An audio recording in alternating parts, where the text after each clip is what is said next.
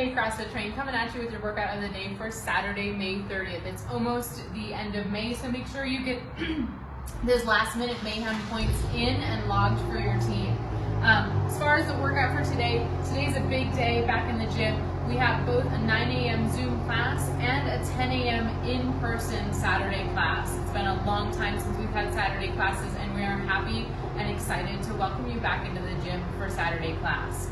All right, so the workout today, 4 times. It's going to be 1 round, 100 kettlebell snatch, 150 double unders, 100 shoulder to overhead. So you can choose, once you get that bar to your shoulders, you can choose either a strict press, I don't recommend, a push press, or a push jerk, whatever you're comfortable with, or a combination of any of those movements. After those 100 shoulder to overheads, you're going to finish it off with another 150 double unders. Now, a couple of things to note about this workout.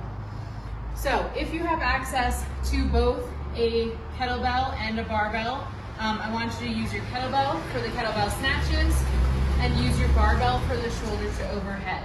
If you have only one or the other, that's totally fine.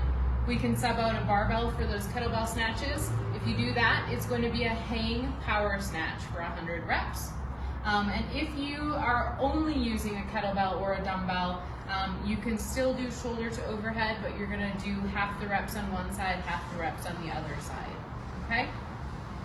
Anytime you break those kettlebell snatches or the shoulder to overhead, anytime you break a set, you either stop or you put that weight down, you need to run a 100-meter sprint. So again, I know we don't all have a 100-meter course lined out at our houses, but that's going to be equivalent to about 15 to 20 seconds worth of running before you come back in and finish your set, okay?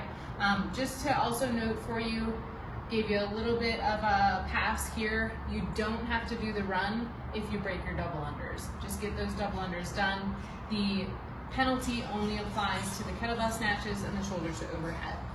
Last thing I want to talk about before we go into the movements are that if you are unable to do double unders, first off, talk with your coach and see if they want you to scale the number of double unders or scale to single unders. So the single under scale for today is going to be 225 single unders for both of these portions. So 225 here and 225 at the end. If you don't have a jump rope, let's scale that to 150 jumping jacks for each section.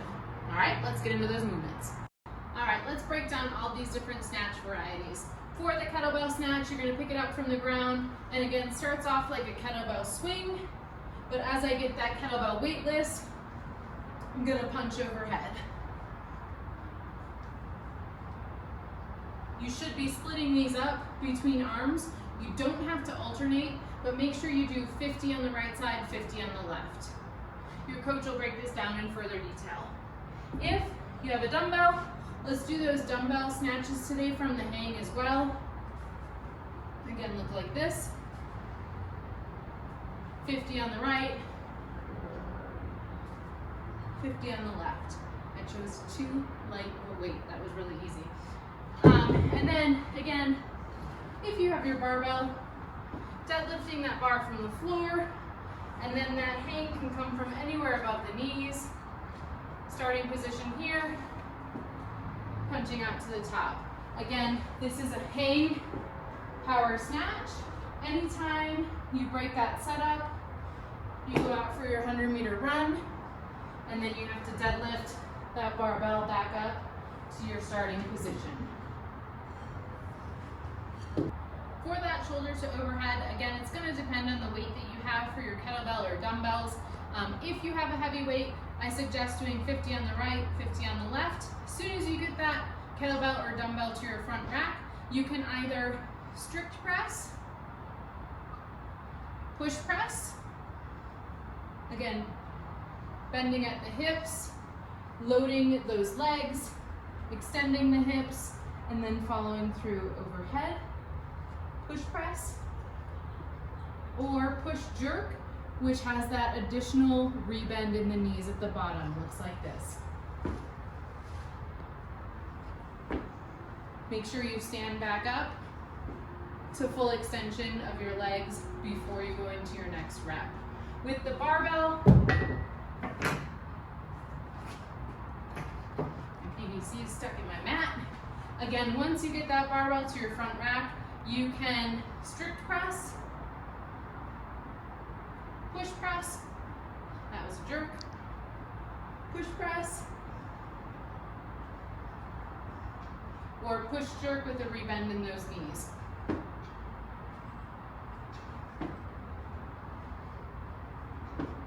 Make sure if you're using your barbell, you get your face out of the way with each rep.